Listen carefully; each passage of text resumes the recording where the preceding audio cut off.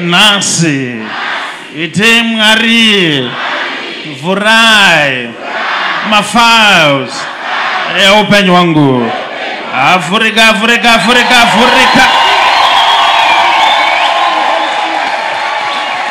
ite Mwari gadzirisai nyaya dzangu. Ite Mwari batai utano wangu. Mwari ndichengetei nezita ra Jesu.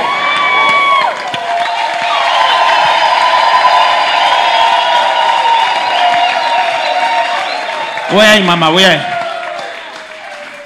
Say, my Father, my time of deliverance is now.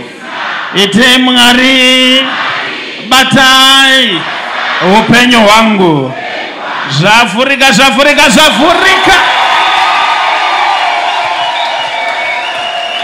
Makadi mama. Tinofara prophet makadi. Tirinani mabva kupi? Ndinogara Botswana. Ku Botswana. Varoverei maoko. All the way from Botswana. Kana munhu aine nzara yakafanana neiyi, ndinoti nyaya dzake ngadzitodhangidzwa nhasi.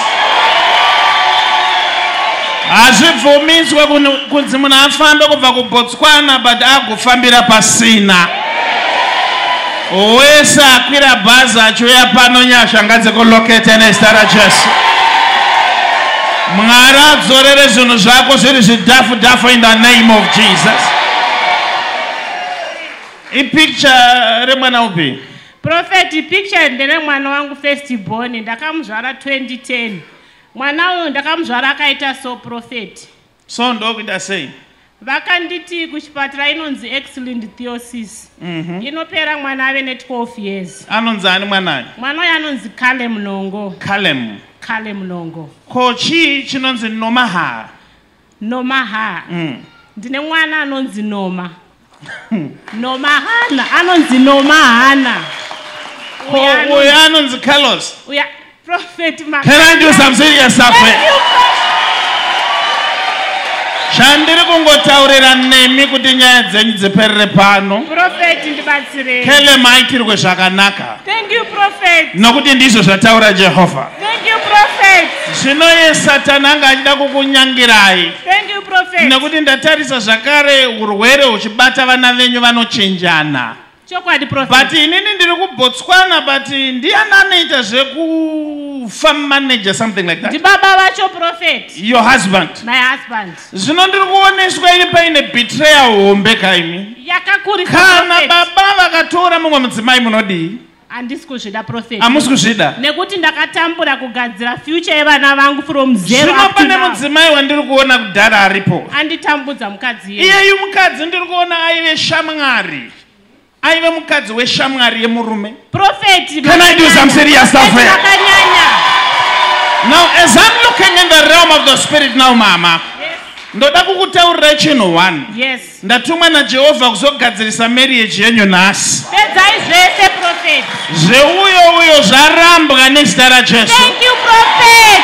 Thank you prophet. Look at me mama. Look yes. at me. Yes. Ndati zveuyo zvarambwa nezita ra Jesu. Thank you prophet. Zvamuchose. Thank you. Kukwekwe kunani? Ndiye mukadzi yeye. Arambwa nezita ra Jesu. Thank you prophet. Thank you prophet. Now as I'm looking in the realm of the spirit now. Yes. Ndiri kuoneswa ini murume wenyu anoti kana apinda murudo anoita kakungozovarairwa so. Prophet Maria nekuti iko zvinezvi ndiri kuoneswa even mufoni make munenge makazara manude pictures. Ndinazo zvese prophet. Saka ndiri kuoneswa iko zvino ari kuthreatenwa zvakare nemukadzi uyu. Saka haana zvizhinji zvaanogona kuita. Asi ndiri kunyanya kushora murume wenyu. Nokuti ndiri kuoneswa ine aine picture renyu raakatumira mukadzi uyu. But as I'm looking in the realm of the spirit now, listen to me mama.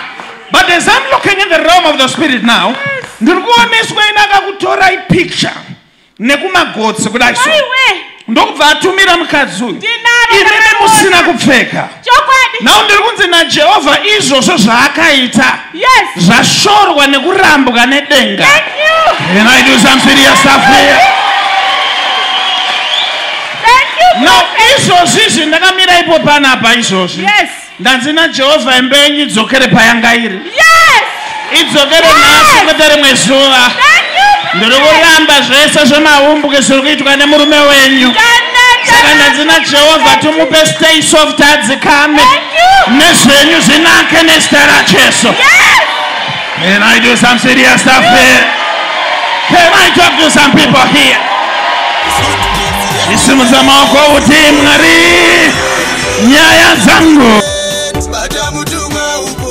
Goodness and Mercy Ministries inokuunzirai Easter Conference na Prophet T. Friday. Easter Friday, 18 April 2025. Kuvana 6 p.m. kusikana 9 p.m.